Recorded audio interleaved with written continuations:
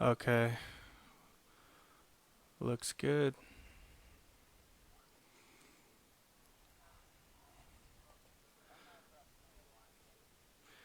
All right, we should be live. This is a special episode of ACAB Radio.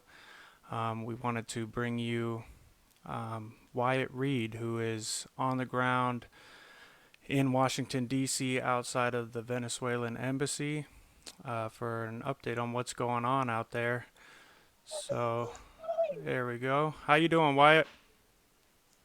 I'm doing pretty well. As you see, there's a couple of the puppets, if you will, of the puppet ambassadors, a man named Carlos Vecchio, who is kind of the ringleader of these sort of opposition fascists that have had us besieged in this embassy for the past few weeks. They've been blocking all water and food access.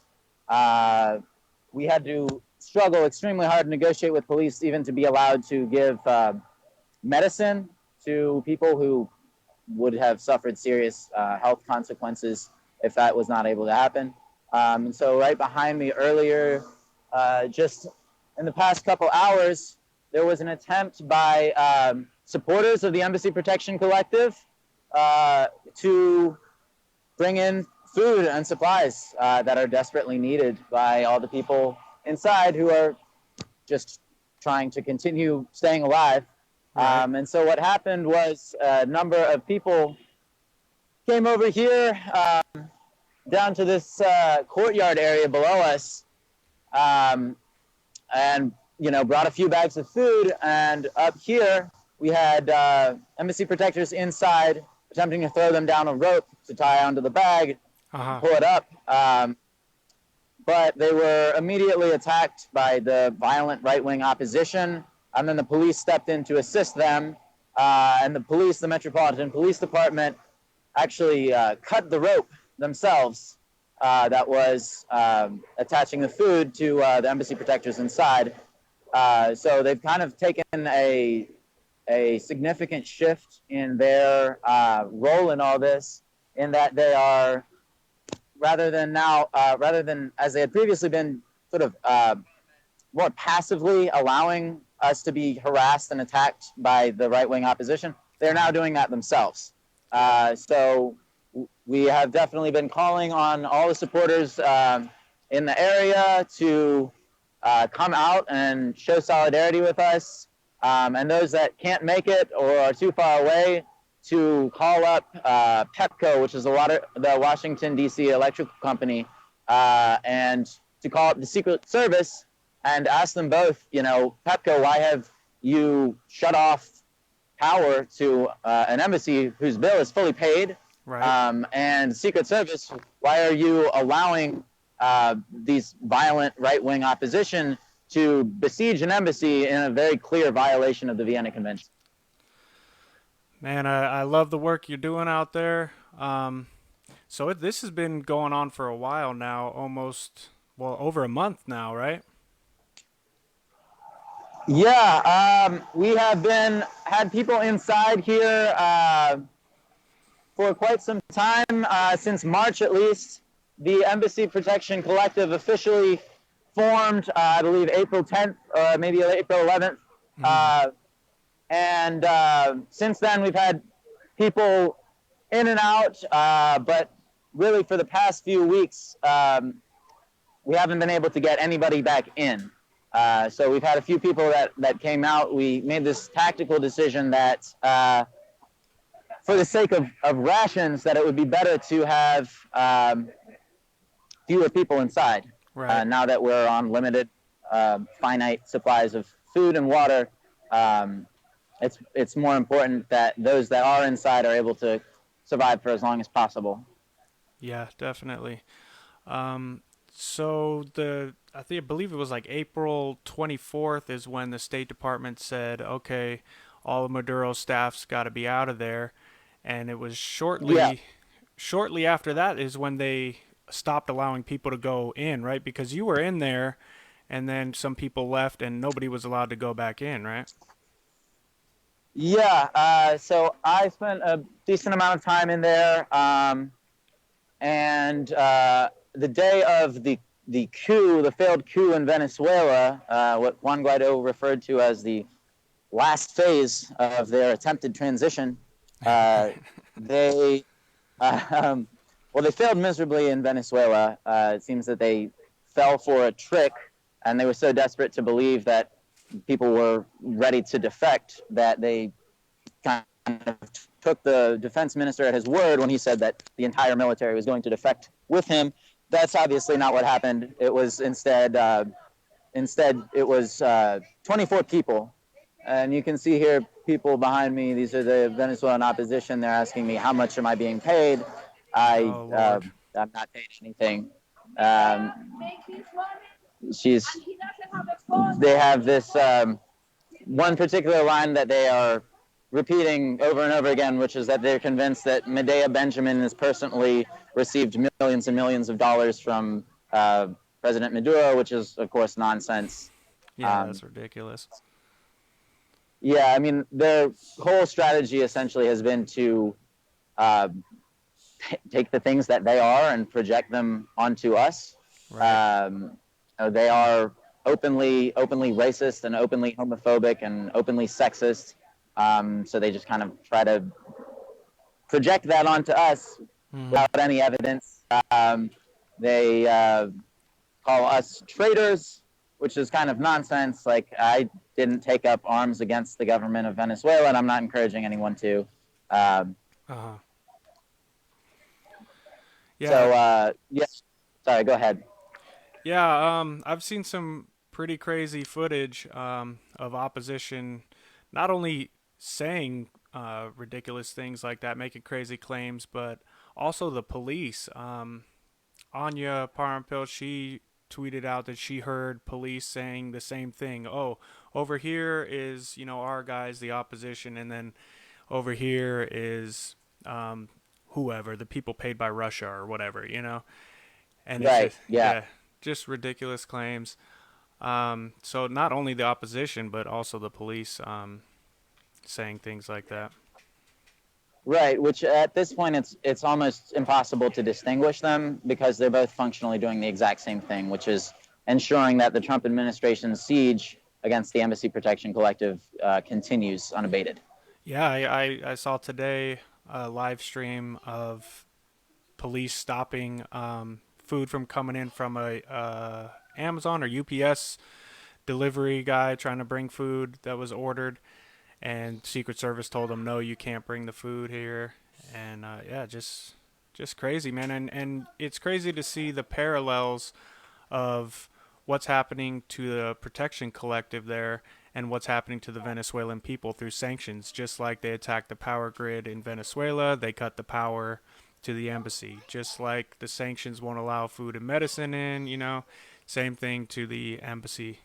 Yeah, it's just... That's right. It's crazy. Yeah, it's a very clear parallel. And they, it's a lot of people out here in expensive branded clothing. Their supporters are driving by in Jaguars, and they very much expect us to believe that their whole family is suffering, which is, right. There are plenty of people in Venezuela who are suffering.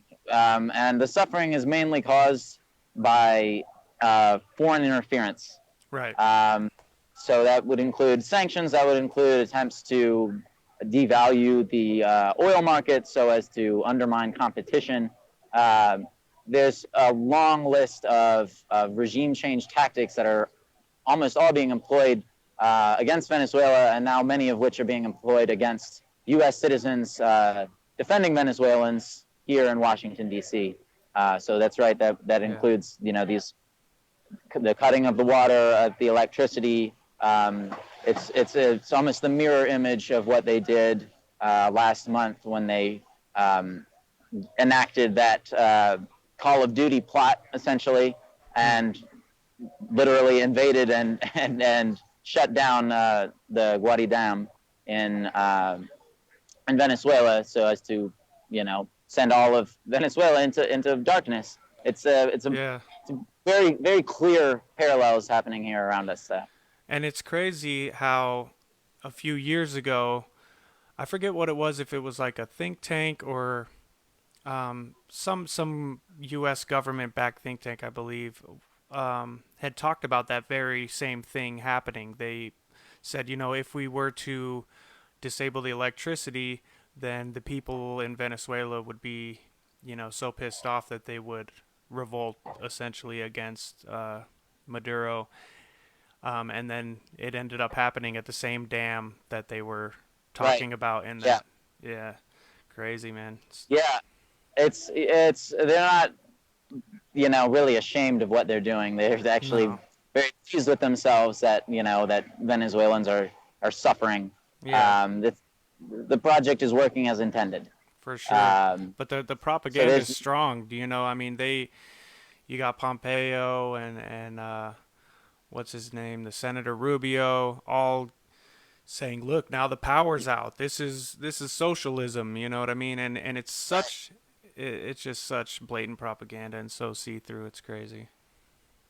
Yeah, and one of the real horrible things is it's not just limited to the conservatives. It's these Democrats, these liberals, who Mhm. are also co-signing this. You have Rachel Maddow getting on TV and essentially Mhm. exploding at Donald Trump for failing to be as war hungry and as bloodthirsty as John Bolton would like. Yeah. Uh, so we have liberals now attacking the Trump administration from the right for their failure to uh, bring about humanitarian intervention, whatever they want to call it in Venezuela, whatever they called it in Iraq, whatever they called it in Yeah. Libya, whatever they called it in Syria, and Yugoslavia. I think Exactly. we all know by now that it's the same game, Mhm. and it's hard for me to understand how people can fall for it anymore. But there is obviously a bipartisan war consensus. Uh, so that saturates through to the mainstream media extremely effectively. Um, so it is a tough challenge just to combat that.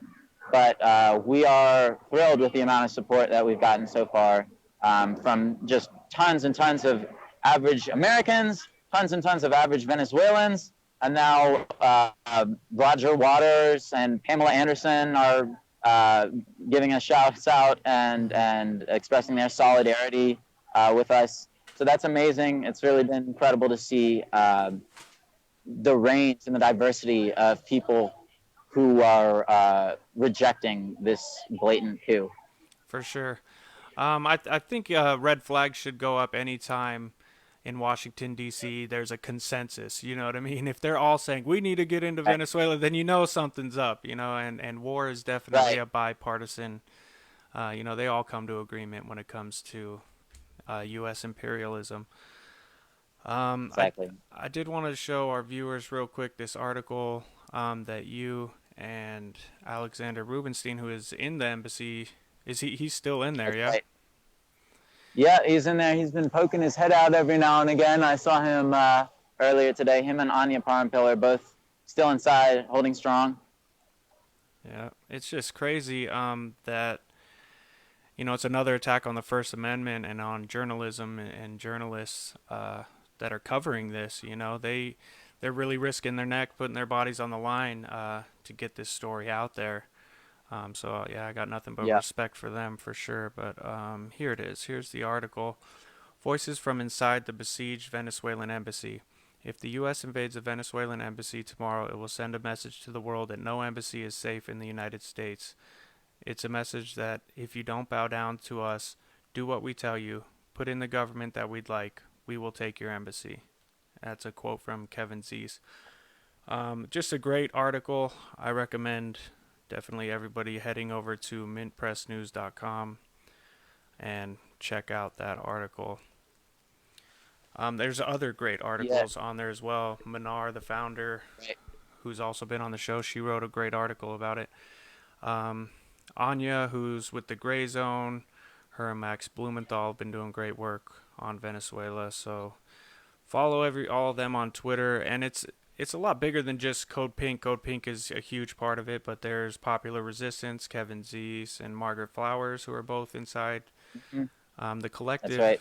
collective is many groups. The Answer Yeah, we also Coalition, have Answer Coalition. That's right. yeah. So it's huge. I just saw Kai behind you. He was in there as well up until the other day, huh?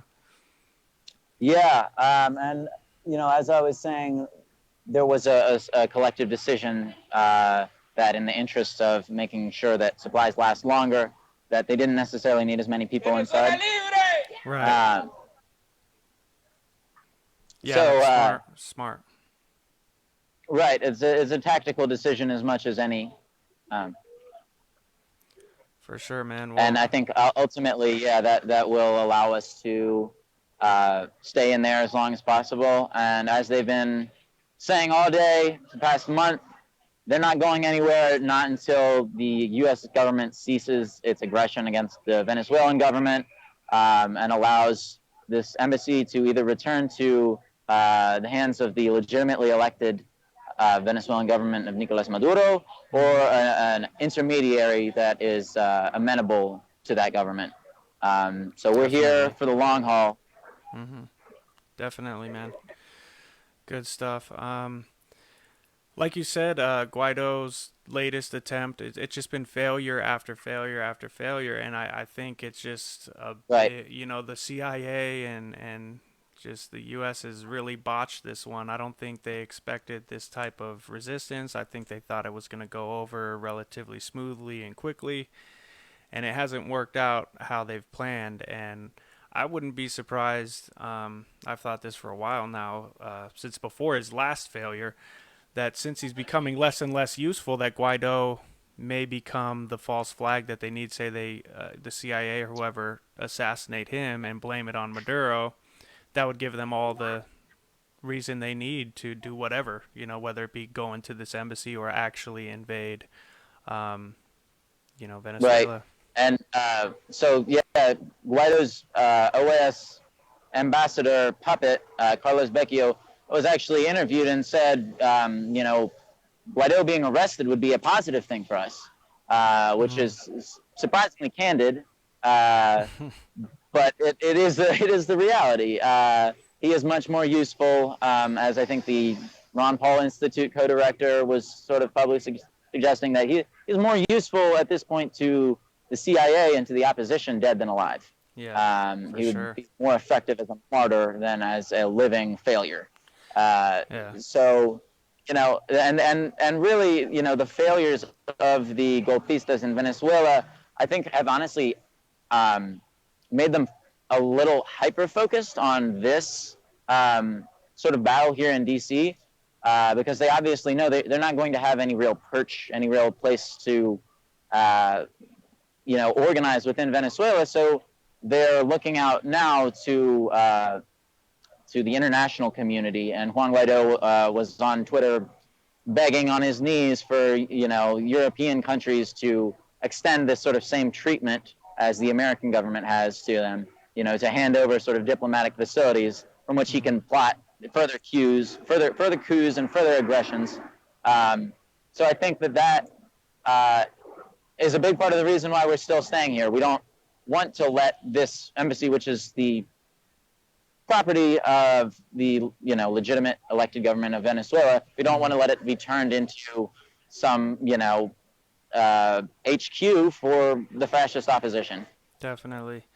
Man, and the media has just muddied the waters so much, acting as, the propaganda arm of the government, which is, nothing new. But when you talk to, average everyday Americans about what's going on there, they're just so misinformed because they think Guaido was elected and that Maduro's a dictator. CNN even falsely reported on that, saying that Guaido was the, legitimately elected guy, and he's just a self-proclaimed president. And it's just also, when I bring it up to people, I've had several different responses, but the same thing just keeps coming up again and again. It's like, it's not just the U.S. that's supports Guaido, it's the rest of the world. And it's like, no, the majority of the world supports Maduro. Right.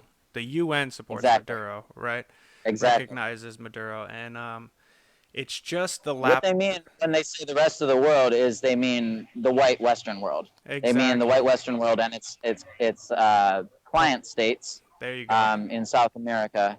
Yep. so that is, and that's generally who they mean when they say the rest of the world anyway, but especially in reference to Venezuela, yeah.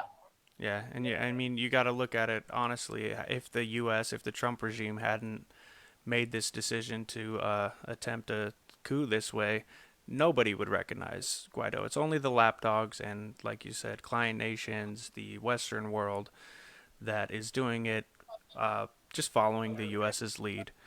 Right. This whole thing's just been crazy to watch unfold. I've got some clips queued up to play, but there's a bunch of them, so I don't want to keep you on the line while I play these. But I got a lot of more information. I've been following this, since this has happened, and I just got the most respect for you guys, for you, the men and women, throwing their bodies on the gears of imperialism, and this is gonna make a change, and I'm really hoping that you guys can stop this from happening. So you're doing great work, I'm man. so hopeful. Yeah. Thank you so much. Me too. It's been a real pleasure to talk to you, and please, you and your viewers, obviously encourage them to reach out to me and to everyone else who's out here fighting the good fight. Most definitely. I spoke with Medea yesterday on the phone, and hopefully we'll have an interview with her later tonight. You guys are 3 hours ahead, so it'll be night there, it'll be afternoon here. But hopefully I'll be able to get a hold of her, and we'll talk more on this. But man, I really appreciate you taking your time to give us an interview, and man, keep fighting. You're doing great work out there. I love it. Thank you so much. Good to talk to you. All right, thank you, brother. Yeah. Hold on, Nico.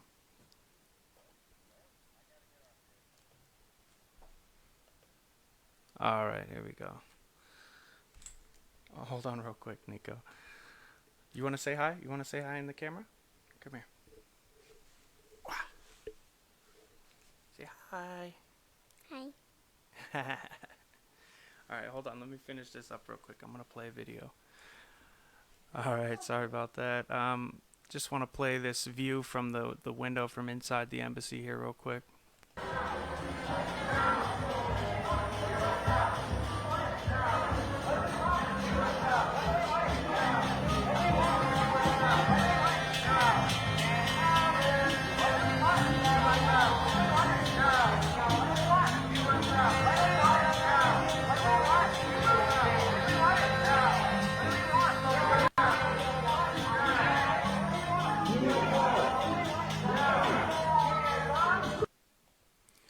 So as you can see, there's a lot of support there. A lot of people screaming, "What do we want? U.S. out. When do we want it? Now.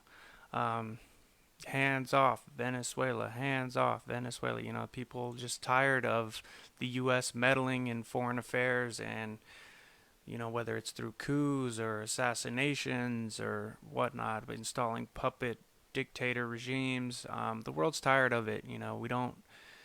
The world's tired of it. Most Americans are tired of it. We don't want to be getting involved in everybody else's business. We need to take care of our own people here at home. We've got our own issues that we need to work out. This is for people that are just joining in. This is a clip from the Gray Zone, who's been doing great work. They actually, Anya and Max Blumenthal with the Gray Zone Project went to Venezuela, conducted some great interviews. We're out there on the streets interviewing people from both sides. Venezuela's a very divided nation, just like the U.S. is. The left versus right. So the division is real, but this is a good clip from the Gray Zone. Anya Parmpil explaining just what's going on. So let me give you a rundown real quick.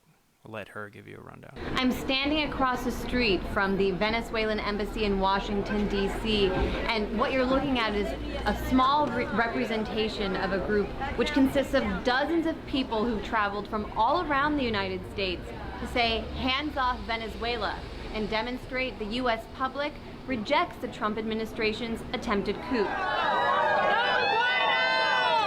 Hands up! Venezuela! January 23rd, Juan Guaido, president of Venezuela's National Assembly, declared himself interim president of the country, marking the beginning of a U.S.-backed coup attempt against the democratically elected government of Nicolas Maduro. Washington immediately acted to recognize Guaido and pressured its allies to do the same. On April 9th, the U.S. rushed through a highly criticized vote at the Organization of American States to accept Guaido's appointee as the permanent representative of Venezuela. The recognition of a government is the sovereign right of each government of a state acting by its own volition. No multilateral organization, such as the Organization of American States, can dictate to any sovereign state what government it should recognize. That is the sovereign right of governments only. What is being sought here is a dangerous precedent in international norms and practices, and that is to empower a multilateral organization to usurp the rights of sovereign governments. Following that OAS vote, the State Department gave Venezuela's actual diplomats orders to leave by April 24th, causing concern the opposition may move to seize the embassy after that date. Since that OAS vote, for 14 days now, activists have been sleeping over in this embassy. The diplomatic staff have actually left and handed the keys over to those people who've deemed themselves the Embassy Protection Collective. And the Guaido forces, the puppet government that the U.S. has chosen and has certified, is trying to take over this embassy. That's a theft. And so their job, the U.S. government's job, if it was going to be international law, would be to stop that. Instead, the U.S. is helping it. Mm-hmm. And so we're here to do what the U.S. government should be doing. We are the Embassy Protection Collective. We are here with the permission of the Venezuela government, and we are doing what we can do as citizens, as civilians, to protect the embassy for the Venezuelan people. We're in solidarity with the Venezuelan people. That's how we see it. People who are in this building are here at the invitation and lawfully present under the auspices of the lawful owner, which is the government of Venezuela.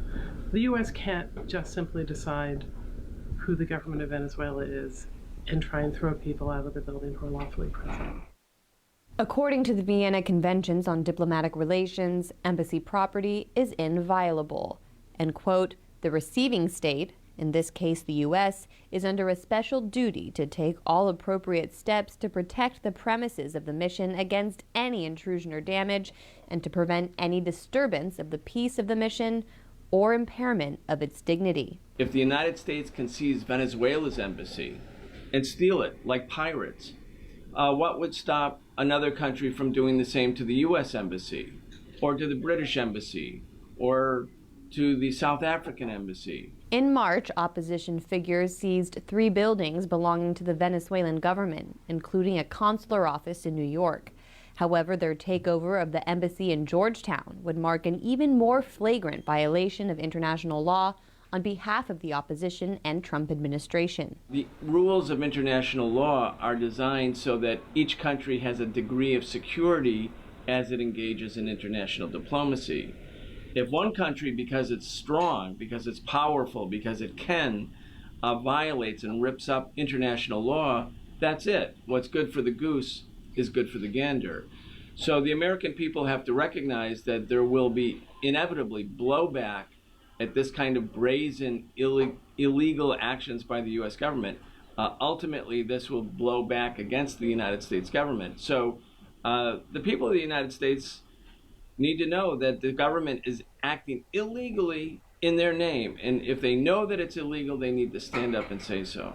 These are citizens doing the job the U.S. government is supposed to do and ensure this embassy, the property of the Venezuelan government, is protected and stays in the hand of the Venezuelan government, not the opposition. I've met people who have traveled from California to be here. Yeah, there she is, right? How many of you guys traveled from outside of Washington, D.C. to be here? Yeah!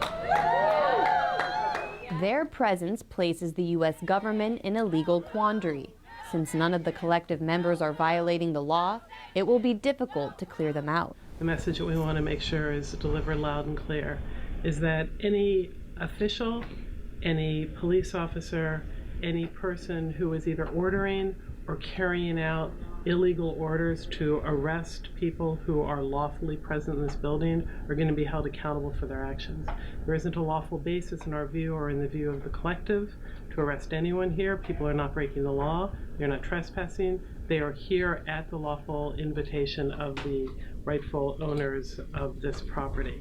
And moreover, people have been sleeping here, they have been staying here, and under DC law, there are very, very strict rules about eviction.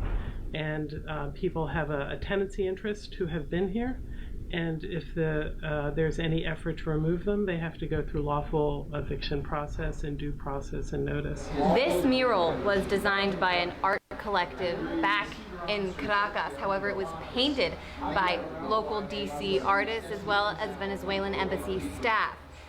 Those staff members, as well as activists, are now concerned that if the Venezuelan opposition is successful in its seizure of this building, this mural, a beautiful symbol of the unity between the Venezuelan and U.S. people, will be one of the first things they destroy. Tell me what it's been like defending the embassy here and why you came to do it.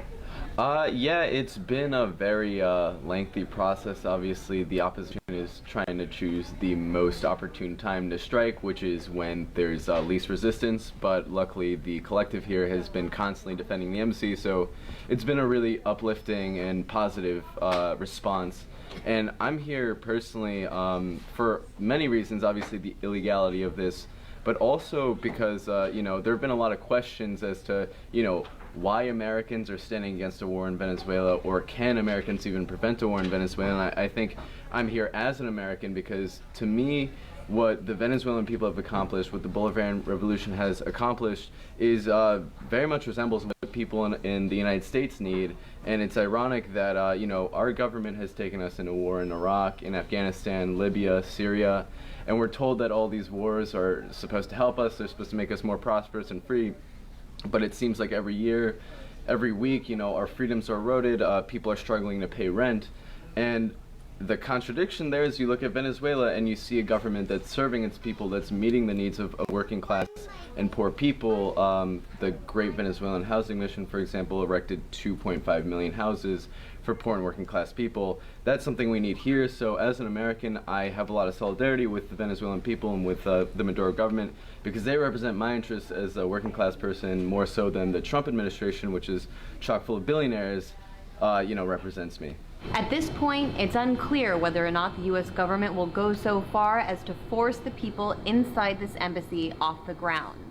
But what is for certain is that the collective to protect the embassy is in it for the long haul and prepared to defend this space for as long as it takes to ensure diplomatic norms stay in place. In Washington, Anya Parampil for The Gray Zone. Yeah, so that was a pretty good rundown she gave there. Everybody made a lot of great points. Here's another clip from Alexander Rubinstein, who is a journalist for Mint Press News and is actually inside the embassy now, where there is no power, and they've also cut off the water now. And police as well as opposition is stopping food and water from being able to be, like, whether it's thrown up or they got baskets that they lower on ropes down to the ground. Police have cut the rope today to stop food from getting into the embassy. They stopped deliveries from getting in, basically trying to starve them out and make it as uncomfortable as possible to survive in there. No electricity, no water, no food. So here's a clip from Alexander Rubinstein from Mint Press News. Hi everybody, this is Alex Rubinstein reporting from Mint Press News. I'm inside the Venezuelan Embassy in Washington, D.C. right now. I'll show you, right now there's a group of Secret Service officers. There's some outside in the back, you can kind of see them there. But there's many more out front, and it's anticipated that they are going to raid this building imminently. Activists say that would be a violation of Article 22 of the Geneva Convention, of the Vienna Convention, which stipulates that this is sovereign Venezuelan territory. So I'm actually here inside with some activists who are holding down this building and have been for quite some time, and we're going to talk to them. So could I just get everyone's name and their organization? Sure. I'm Ariel Gold, and I'm here with Code Pink. I'm Lily Tajadini, also here with Code Pink. I'm Clara Trick, and I'm also with Code Pink. We have a Code Pink crowd right now. There's lots of other groups that are actually outside right now. There's a bit of a face-off between Venezuelan opposition activists and people who are here to defend the sovereignty of the building, called the Embassy Protection Collective. So, Claire, right? Clara, you're planning on getting arrested. Could you just talk to us about why you're planning that? And if you'd like to join too. Yeah, so that was part of the deal when we decided to protect this embassy, is we understood that we were putting our bodies on the line to protect the sovereignty of Venezuela with permission from the Venezuelan government, and I believe that it is illegal for the U.S. government to attempt to take over the building and turn it over to the opposition, and so in protest of that, I will not leave when asked. Because I believe that I actually am a legal protector of this building, while they in fact have not been, they're not representing the Venezuelan government, neither the Secret Service nor the opposition, and for them to take over this building, that is them backing a coup in Venezuela, not the legitimate government, not the government that was voted for, and I don't believe the U.S. has the right to undermine a sovereign nation. Great, thank you. And ma'am, could I get your name, please? Sure, my name is Trish Gallagher, and I agree with everything Clara said. I am here, I'll go, because no more Monroe Doctrine. I cannot stand to see another American-backed regime change. I believe it is totally and completely about oil, and that Venezuela is way too handy to the United States. And what are they doing sitting on our oil? This is a Trump nonsense, and we need to stop it now. And you're planning on getting arrested? Absolutely. Are you nervous? Nah. All right. Lily, can you tell us a little bit about why you're here? Anything that you want to add? Sure. So I'm here because the U.S. is trying to orchestrate a coup in Venezuela. We know throughout history the U.S. has done this time and time again. And to think that Elliot Abrams and John Bolton are actually doing all these things for human rights and a humanitarian crisis in Venezuela is absolutely absurd. And so I'm here because as a U.S. American citizen, I'm here to stand up to my government and stop them from starting a coup in Venezuela. Great. And Ariel has been kind of leading a lot of the organization of everything that's going on. She's kind of, I've been here since Wednesday night, and Ariel has been kind of the mom of the embassy. Ariel, can you tell us about how long Code Pink has been here, how that process was initiated, and so on? Sure. So we've been here from the start, which was April 14th. So it's been 16 days, and once the Trump administration started their plans of their coup in Venezuela, we started communicating with the staff here at the Venezuelan Embassy to say, what can we do to support you? And they, let us know it's likely that we're going to be kicked out of this embassy. And then it became that they were kicked out of this embassy by the State Department, which, as you said, violates the Vienna Convention. And we said, how about if we went in to protect the embassy and to hold the space there, and maintain the space in the building, maintain international law and the concept of democracy, and hold our government, the U.S. government, accountable after you're kicked out. And they said, absolutely, here's the keys, please. So since moving into here, you're right, I've been kind of a mom. We've had a flux of, up to 100 people, at least 50 sleeping here at night. And that takes a lot of coordination and organizing in between all our political work and press releases and protests and daily educational events. We have also cleaned this building and cooked for everyone with donations of food from the DC community that they brought in.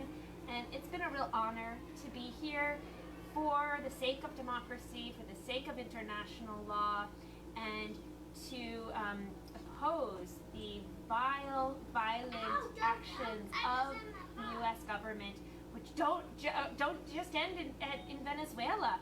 It's about Cuba. It's about Iran, it's about Yemen, it's about Palestine. This is about ending U.S. imperialism, ending the violence and the death and the destruction caused by the U.S. government, and replacing it instead with a loving community, the same kind that we've been building here in this embassy. Great. And actually, I was wondering, it seems like there's a lot of opposition activity outside. We've had some over the past days. Some of them have gotten aggressive. Some of them have actually tried to lock everyone in the building.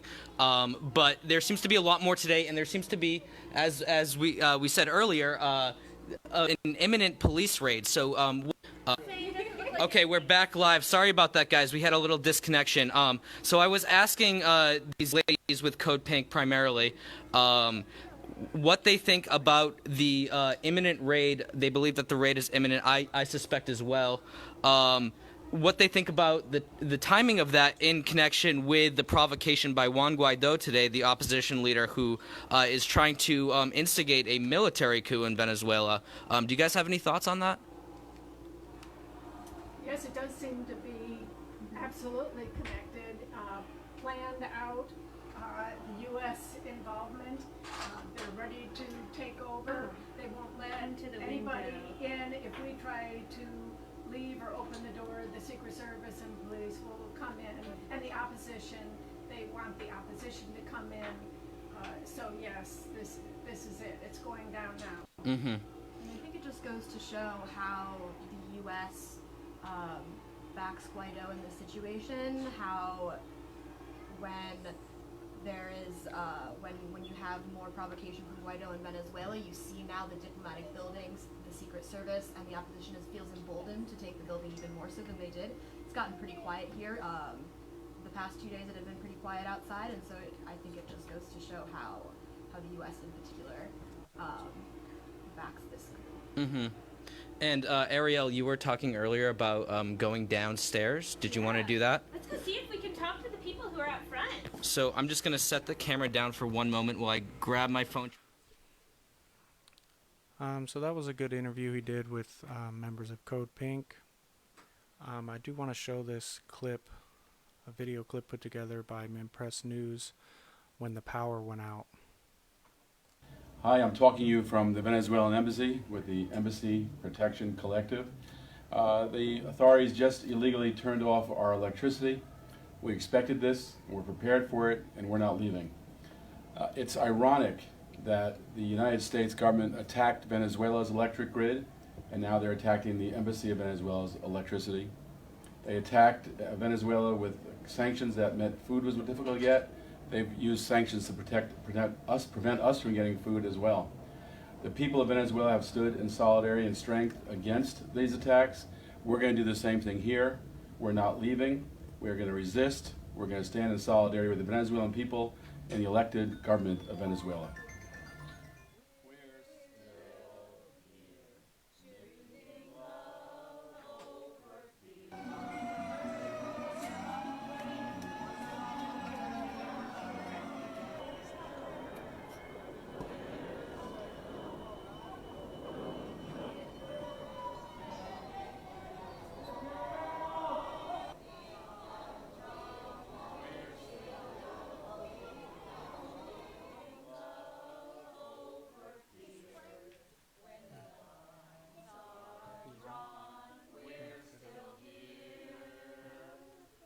Terminar con el servicio de electricidad para quien hoy invade nuestra embajada. Esto es un paso más, esto es una victoria para ustedes que han estado aquí acompañándonos hoy día a día, noche tras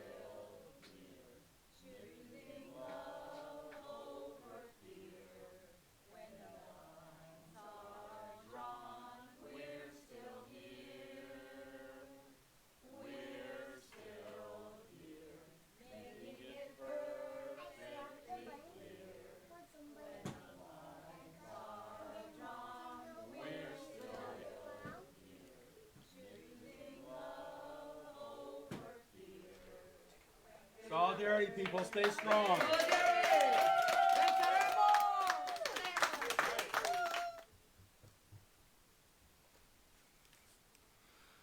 All right.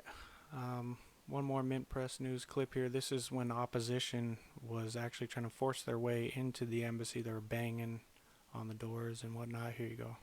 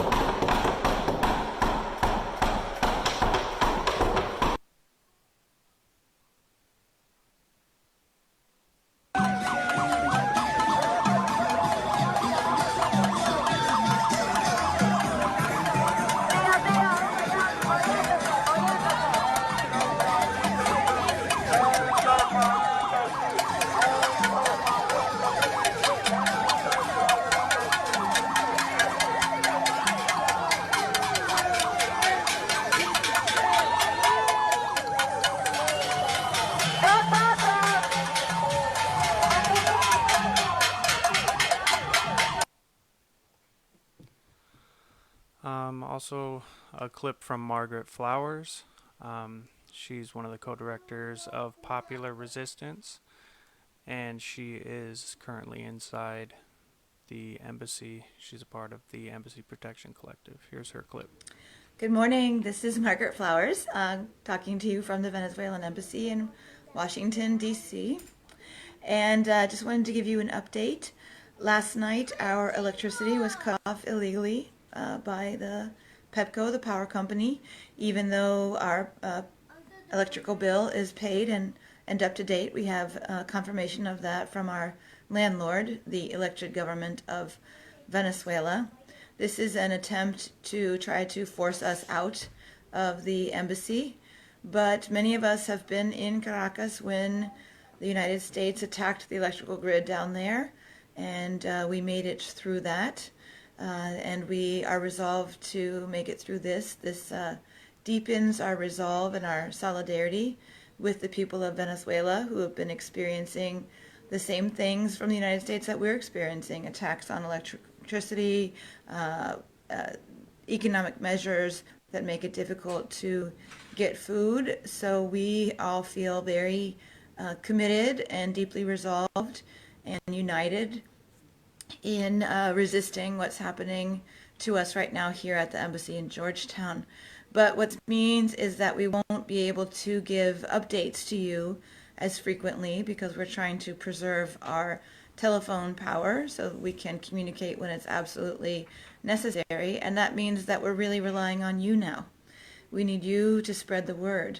We need you to let people know what U.S. government is doing in order to try to take this coup that failed in Venezuela and succeed here in the United States. They don't have the base of support in Venezuela, and so they're trying to force us out of here, allow Guaido's people to come in here, and as we've talked about before, that will trigger a chain of events that will be very dangerous, not just for Venezuelans and potential escalation of conflict between the U.S. and Venezuela, but global conflict as well as really defying the Vienna Convention and making all embassies unsafe going forward. So we are asking you to please mobilize people. We really need people to be coming down here.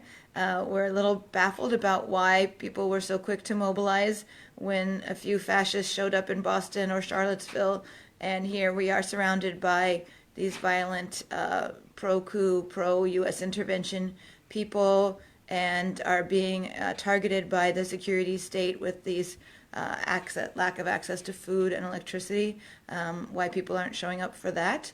But if you can't be here, we understand that, and we're asking you to make phone calls. And you can call the State Department.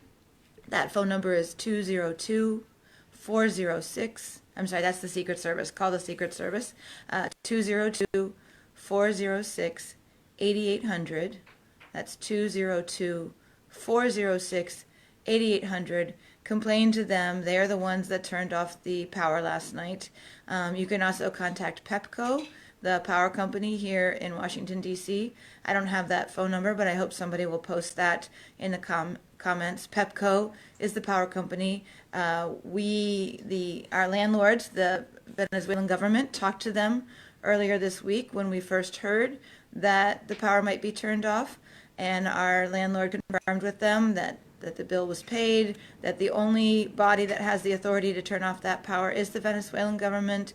So we're disappointed that PEPCO caved into pressure and turned off the power last night. So please call the security. Thank you, Patricia. The Secret Service, 202-406-8800. They are not guaranteeing public safety when they cut our power off, and they don't have the right to do that. And call PEPCO, please, and tell them as well. And please spread the word, because, like I said, we won't be able to give you updates as frequently as we can, but please know that we are fine, that we are calm, just as our people in Venezuela were fine and calm when the U.S. attacked the electrical grid down there, that our resolve is deepened, and that we are going to continue this struggle because we understand how deeply important it is. And we appreciate all of you out there, all of our outside embassy protectors, everything that you're doing from where you are to support us. It just means so much to us, and we'll try to check in when we can. So thank you, everyone. Solidarity, venceremos. We will succeed. We can do this. We just got to hold this space until the Venezuelan government finds a protecting power and there can be a peaceful transition, and we are determined to do that. Thank you. All right, that was Margaret Flowers with Popular Resistance, holding down the embassy in Washington, D.C. And I now want to show an arrest that the Secret Service made of the Veterans for Peace president. I mean, they bloodied him up. So here's a quick clip of that.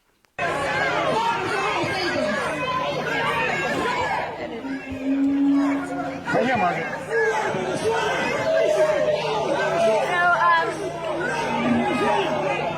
Jerry just tried to throw cucumber up to us. Jerry! Jerry, look up at me! Jerry! Thank you! Thanks for trying, man. I appreciate it. You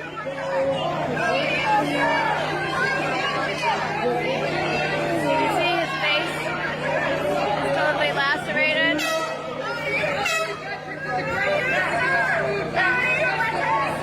You just arrested the president of Veterans for Peace! Shame on you! Who do you protect? Who do you protect? Who do you serve? Who do you protect? Who do you serve? Who do you protect? Who do you serve? Who do you protect? Who do you serve? Who do you protect? Who do you serve? Who do you protect? Who do you serve? Who do you protect? Who do you serve? Who do you protect? Who do you serve? Who do you protect? Who do you serve? Who do you protect? Who do you serve?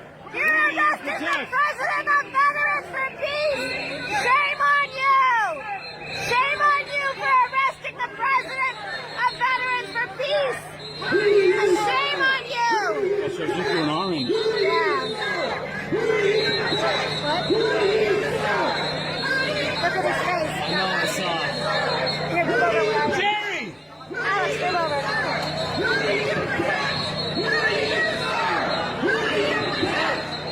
You serve! Who do you protect? Who do you serve? Who do you protect? Who do you serve? Who do you protect? Who do you serve? Who do you protect? Shame on you! Shame!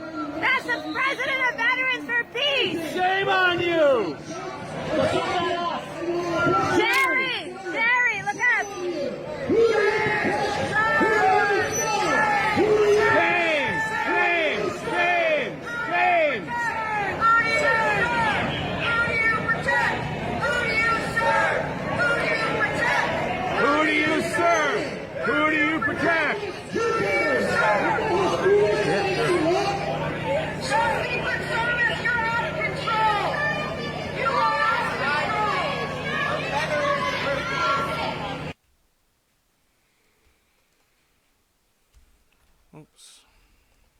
Yeah, so pretty crazy. I got another angle filmed by Ford Fisher from News to Share, but it's a little longer clip, so I'll save that one. This clip is from today, a food delivery, I believe from Amazon. UPS guy trying to deliver the package, and Secret Service wouldn't accept it. Sir, that package is supposed to go to the embassy, right? Yes. And it's probably food for people who are hungry. I don't know. Why won't they let you deliver the package? Well, I don't know what's inside of it, actually. Who told you couldn't deliver the package?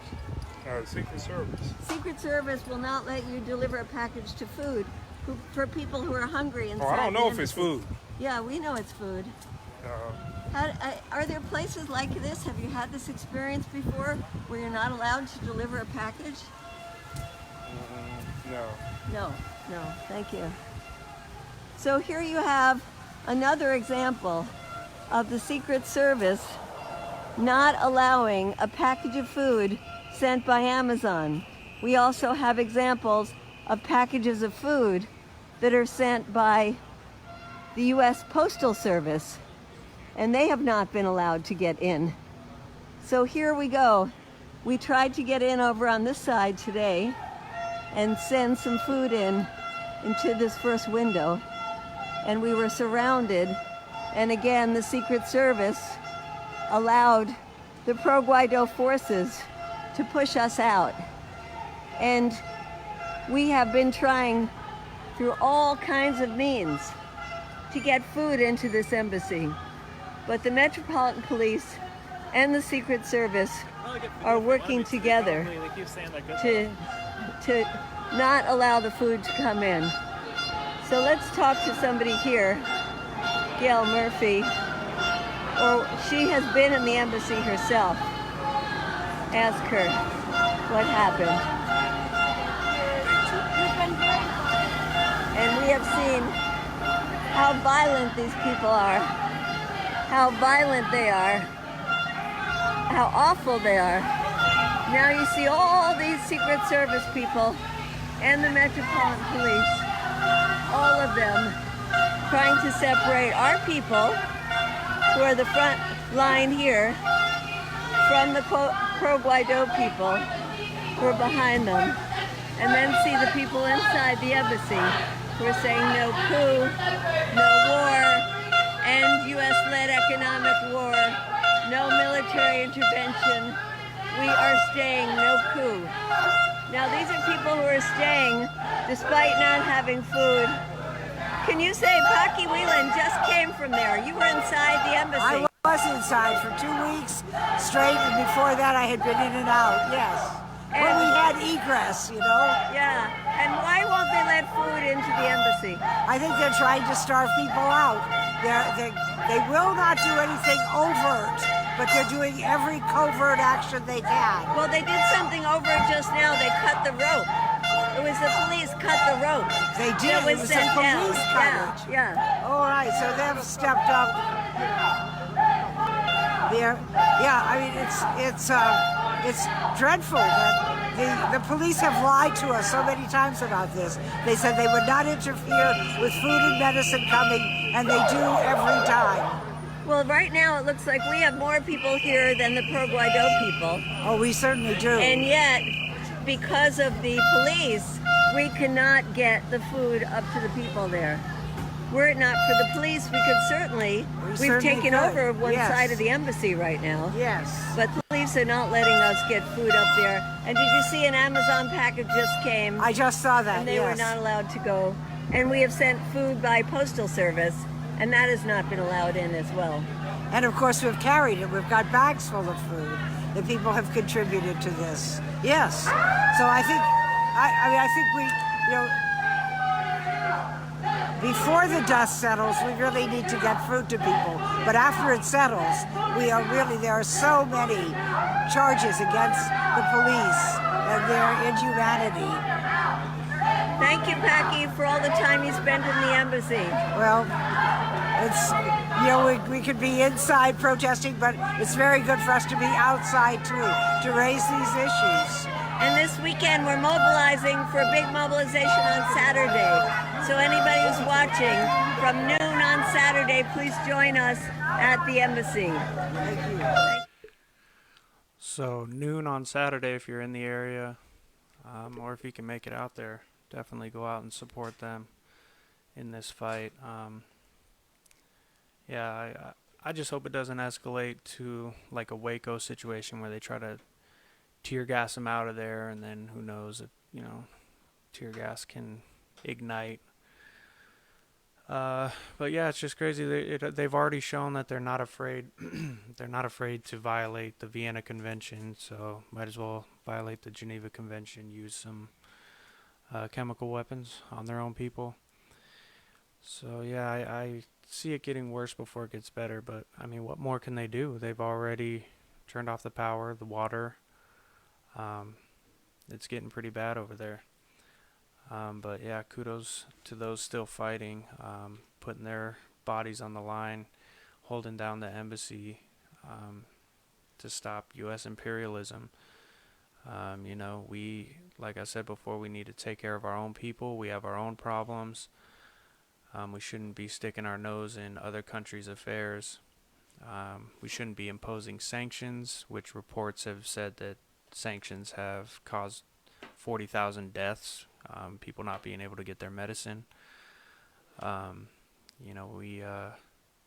If we're a capitalist nation, what happened to the free market? Now we've got tariffs, we've got, sanctions. I mean, if you're going to be a capitalist nation, then, let the market do what they do. If somebody wants to voluntarily engage in business with another nation, who is the U.S. to say, no, you can't do business with Venezuela. No, you can't buy their oil. You can't buy oil from Iran. It's just crazy. The hypocrisy.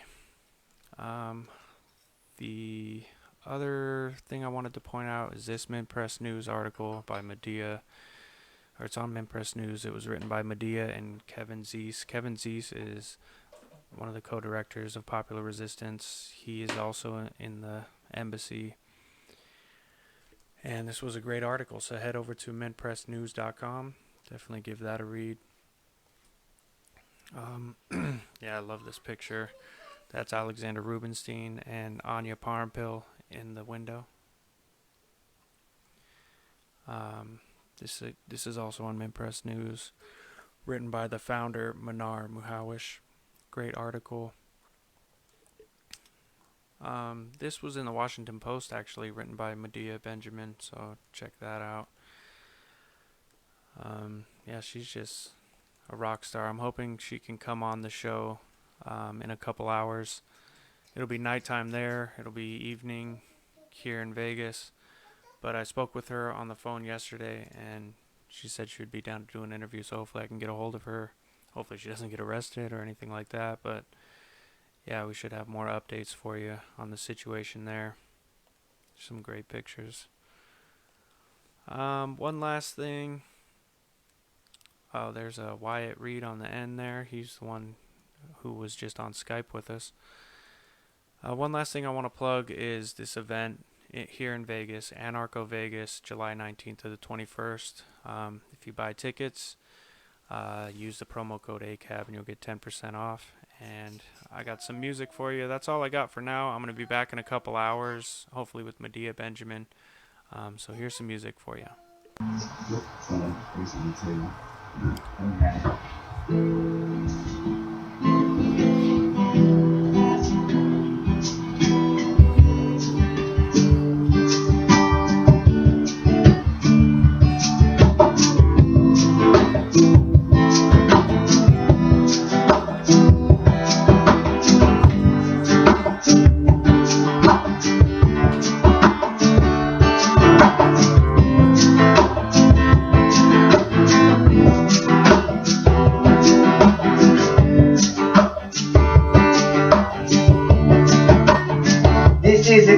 Revolution happening as we stand, feeling environment, oh yeah, doing what we can, 'cause I am you and you are me. be a mystery. 'Cause I am you, and you are me. We can solve all of these mysteries. Yeah. We can solve all of these mysteries. Yeah. This is a conscious evolution, and it's occurring so fast. Will you grow with us or be left in the past? And the movement's moving, time to grow new grass. The government's failed, we need a whole new cast. Cause it's not our land, our Canarian border. It belongs to the children of our sons and daughters. The earth is the mother and the sky's the father. And the stars of the children, we are all a part of. So in the end it comes down to you and me. We put our stories together for a beautiful read. I think we take for granted the beauty we could achieve with unity, flowing together so fluidly. So shine your light like a beautiful sun. 1,000 candles are brighter than one. Yeah, wise man has knowledge of one, but it's still a fool amongst them, and it's got its evolution. Yeah, happening as we stand. Healing environment, whoa, oh yeah, doing what we can. 'Cause I am you, and you are me. We can solve all of these mysteries. 'Cause I am you, and you are me. We can solve all of these mysteries. Yeah, we can solve all of these mysteries. Yeah. Well, I wait more and more each day. Clairvoyance is my answer to love. Melodies, heavenly picture, leaves on the tree. Well, I'm a leaf shading so blissfully. And like to breeze, yeah, through the trees. Well, everything must pass. But remember, at this moment, this is the key to make it last. This is a conscious evolution. Yeah. Happening as we stand, healing environment, whoa, oh yeah, doing what we can. 'Cause I am you, and you are me. We can solve all of these mysteries. 'Cause I am you, and you are me. We can solve all of these mysteries. We can solve all of these mysteries. Yeah.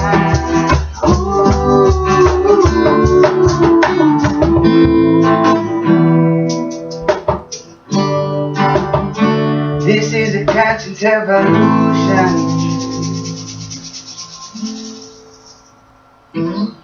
Yeah.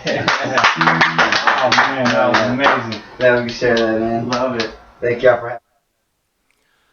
All right, that's about all I got for you guys. Tune in a couple hours. Hopefully we'll have Medea Benjamin on the show to discuss further today's developments and just how this whole thing got started with the the Venezuelan Embassy in DC. She's been inside the embassy, and since they locked everybody out, she's been outside doing daily live streams. So she's helped put this together with other groups like Popular Resistance and some of the other groups I can't remember, but Answer Coalition, just a bunch of people in the Embassy Protection Collective. There's journalists still in there covering what's going on, but they cut the power, so and then they can't get anything in, so there haven't been much word coming out of the embassy. But check out Medea Benjamin's Facebook page. She has plenty of live streams, and definitely head over to ACAB Radio here in a couple hours, and hopefully she'll be on the show to brief us on what's going on over there. So thank you all for tuning in, and we'll catch you later. Tomorrow we also have a great show. We have Nisa Sun coming on. She's with Families United for Justice. Our shows are normally on Tuesdays, so Tuesdays at noon Pacific Standard Time. So we'll have our regular show tomorrow for you all. All right, thank you all for tuning in.